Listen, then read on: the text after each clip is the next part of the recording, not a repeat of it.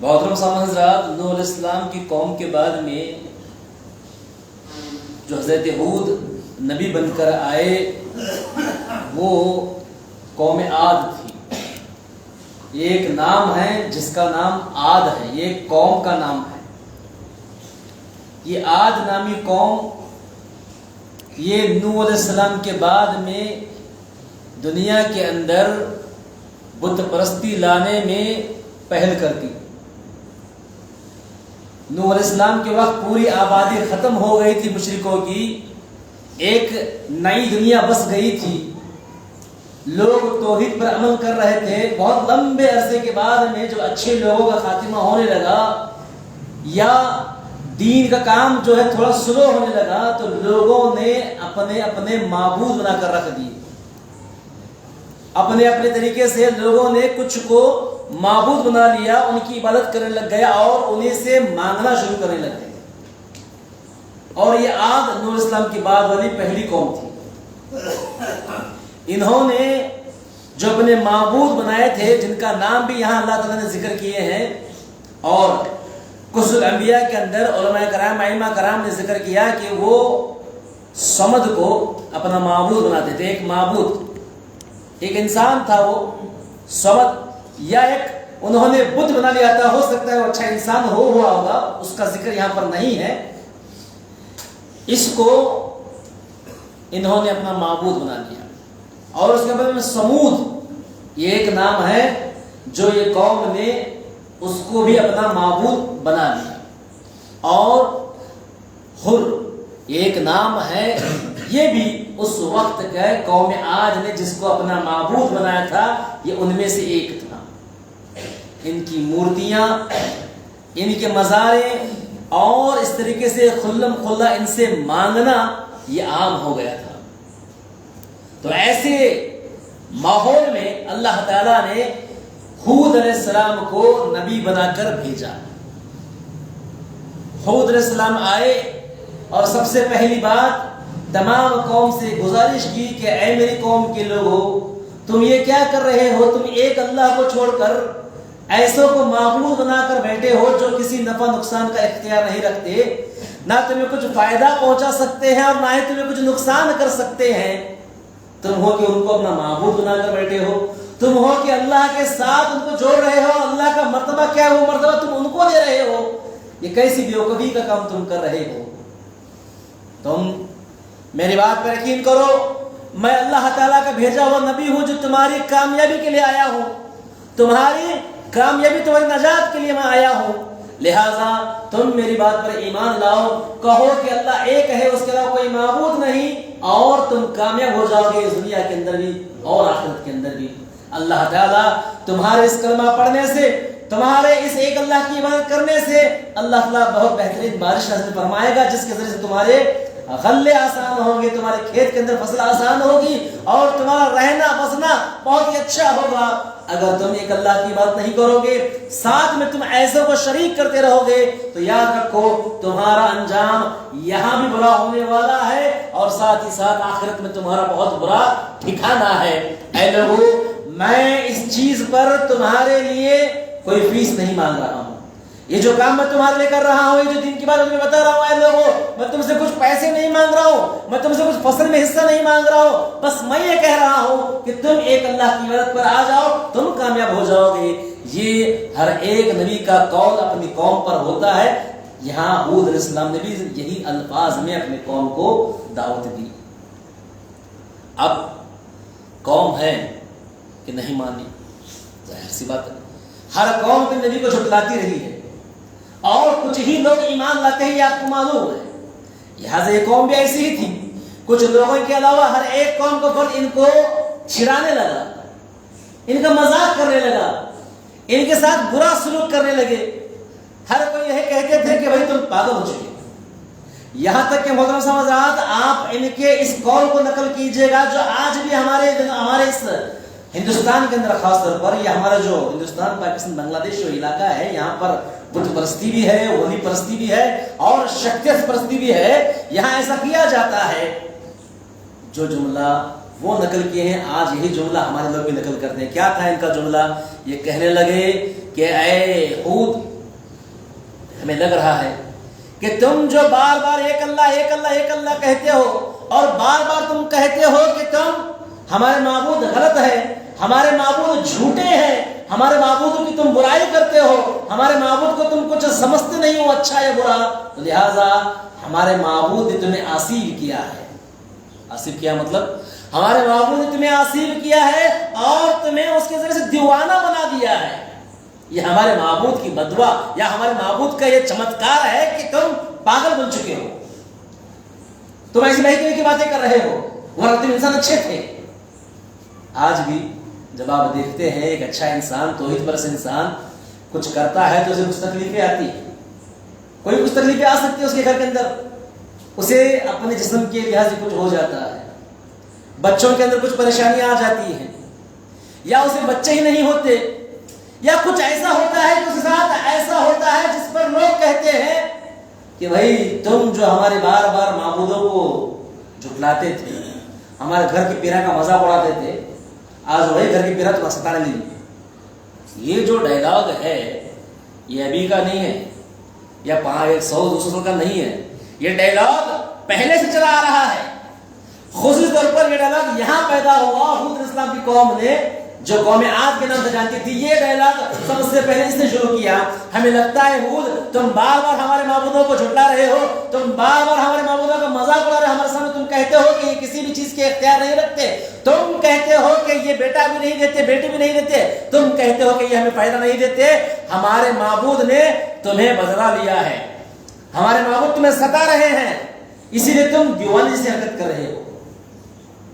تو آپ اور میں اگر ایسی کچھ سچویشن میں ہے کہ ہماری توحید پر ہمارے کچھ آزمائشیں چل رہی ہیں، ہمارے گھروں میں ہماری توحید پر کچھ معاملہ ہمارے ساتھ ہو رہا ہے، تو فکر نہ کیجیے گا کہ آپ پر مجھے کوئی پیرا نہیں ستا رہے ہیں۔ یہ اللہ کی ایک آزمائش ہے جو ہر ایک انسان کو آتی ہے، نبیوں کو آئی ہے۔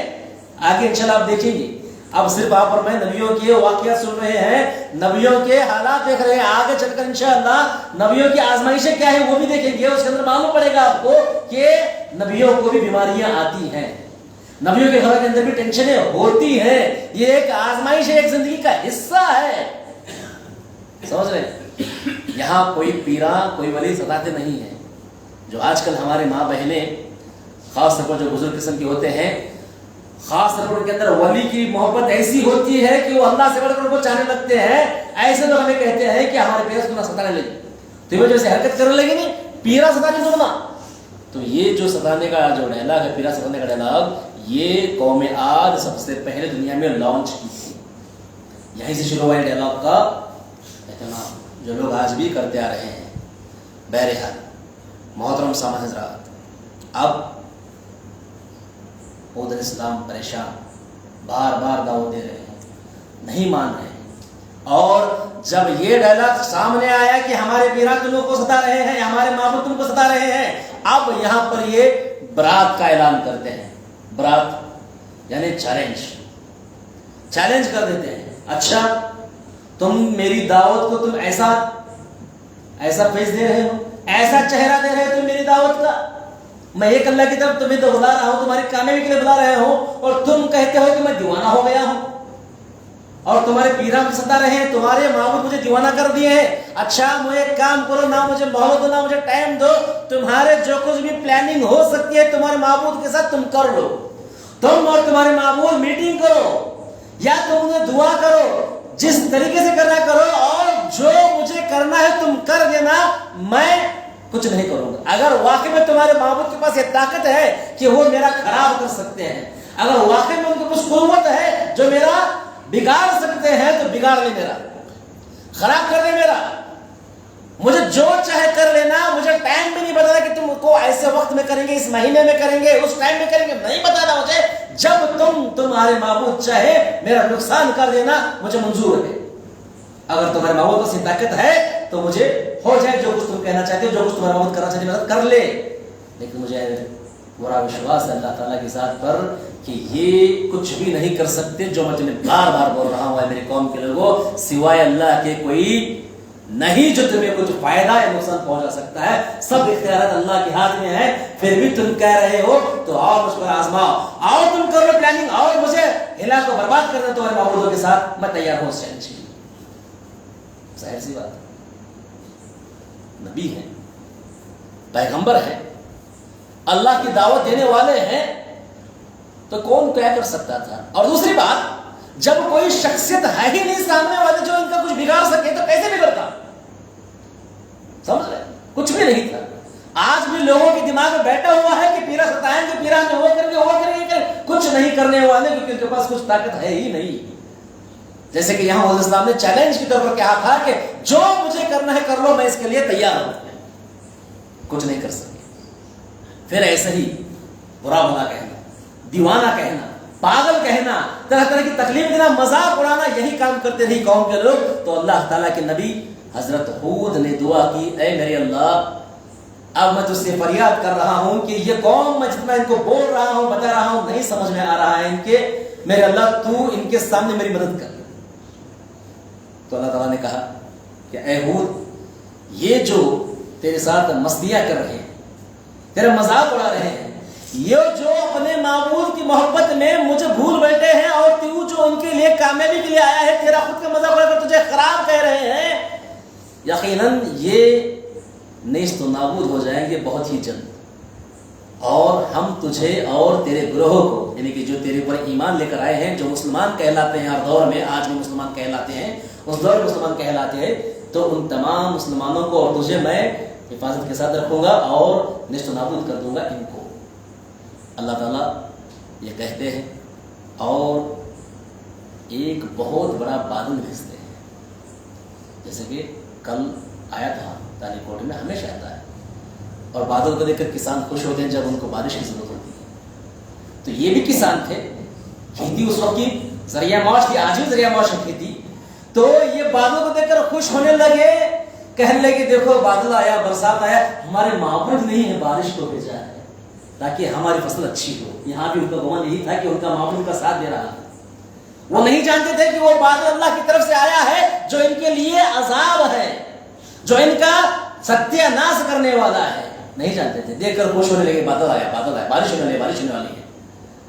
تو بات ایسی بھی محترم سمجھدار، اس بادل کے ساتھ ایسی تیز و تند ہوا چلی، ایسی تیز و تند ہوا چلی کہ ان کو زمین سے اٹھا کر اوپر لے کر جاتی اور اوپر سے سر کے بل ان کو پٹک دیتی۔ 7 رات 8 دن تک یہ ہوا چلی۔ سورہ مومن کے اندر اور سورہ قمر کے اندر یہ تفصیل سے بات ہے، اور سورہ ہود کے اندر بھی یہ باتیں تفصیل سے آئی ہیں، آپ چاہے تو پڑھ سکتے ہیں۔ سورہ ہود کے اندر آیت نمبر 53 اور 54، سورہ مومن کے اندر آیت نمبر 39 اور 41، اور سورہ قمر کے اندر 19 سے 20۔ یہ تمام آیتوں میں اللہ تعالیٰ نے قوم عاد کی بربادی کا نقشہ کھینچا ہے۔ تو کہا اللہ تعالیٰ نے، ہم نے ہوا بھیجی تیز و تند، ایسی ہوا تھی جو کہ 7 رات 8 دن مسلسل چلتی رہی، اور وہ ہوا یہ جتنے بھی تھے طاقتور ہٹے کھٹے، ان تمام کو اوپر لے کر جاتی اور ان کے منہ کے بل انہیں زمین پر مار دیتی، تو ان کا سر جسم سے جدا ہو جاتا اور وہ کھجور کے تنے کی طرح رہ جاتے۔ کھجور ایک عام فصل ہے عربوں کی، اور وہاں کی عام فصل ہے، جیسے ہمارے یہاں عام جواری ہے، اب دور ہو گئی ہے، وہاں کھجور کی فصل عام تھی۔ تو کھجور کی فصل کو جب کھجور کو نکال لیتے ہیں، اس اوپر کا چھتا نکال لیتے ہیں، کھجور کو درخت کو کاٹنے کے بعد کیا رہتا ہے؟ کچھ نہیں رہتا، تنا بیکار رہتا ہے۔ ایسے ہی انسان کو اوپر سے لے جا کر نیچے زمین پر منہ کے بل پھینکیں گے تو اس کی منڈی اکڑ کر چلی جاتی اور اس کا جسم ایسے ہی پڑ جاتا۔ یہ اللہ کا عذاب تھا ان عادیوں کے لیے جو اللہ کی ذات میں شرک کرتے تھے۔ سمجھ رہے؟ یہ اللہ کا عذاب ہوا ان کے اوپر۔ تو محترم سمجھ رہا، یہ کچھ باتیں حود علیہ السلام کے تعلق سے تھی جو قوم پر نبی بن کر آئے تھے۔ اور آپ کو بتاؤں، یہ قوم آج کی ایک اسپیشلٹی تھی، یہ اس دور کے بہت بڑے انجینئر تھے، یہ بڑی بڑی اونچی اونچی عمارتوں میں مہارت رکھتے تھے بنانے میں۔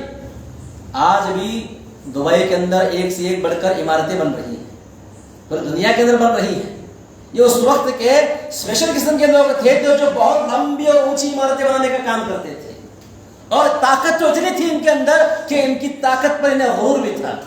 ایسی ہی ملتی جلتی ایک قوم ہے جو کل کے درس میں انشاءاللہ آئے گی، وہ بھی بڑی قوت والی تھی. کیسی قوت تھی ان کی، ان کے کیا کارنامے تھے، کل کے درس میں بتاؤں گا آپ کے سامنے. تو ایسی قوت والی قوم بھی اللہ تعالیٰ نے اپنے نافرمانی کے بعد ان کو ذلیل و رسوا کیا اور دنیا میں ان کو عذاب سے دوچار کیا. بہرحال خلاصہ کلام یہ ہے کہ حود علیہ السلام نے دعوت دی، دعوت کی نافرمانی کے بعد، دعوت کی جھٹلانے کے بعد میں اللہ کا عذاب آیا، اور عذاب اس طریقے سے آ کر ان کو نیست و نابود کر دیا. ہر حال میں، ہر دور میں اللہ کے نافرمانوں کا ایسا ہی ٹھکانہ ہوتا ہے، دنیا کے اندر بھی اور آخرت میں ان کا ٹھکانہ جنت تو ہے ہی. تو آج کا اتنا کافی ہے، 2 منٹ زیادہ لے چکا ہوں میں آپ کے. اللہ تعالیٰ سے دعا ہے جو کچھ بھی باتیں حود علیہ السلام اور ان کی قوم کے بارے میں مجھے آپ کو معلوم ہوئی ہیں، ان پر ایمان لا کر اور ان میں جو بھی مجھے اور آپ کو نصیحتیں مل رہی ہیں اس نصیحت پر عمل کرنے کی توفیق عطا فرمائے. اللہ نے آخر دعوانا الحمدللہ رب العالمین. السلام علیکم ورحمۃ اللہ وبرکاتہ.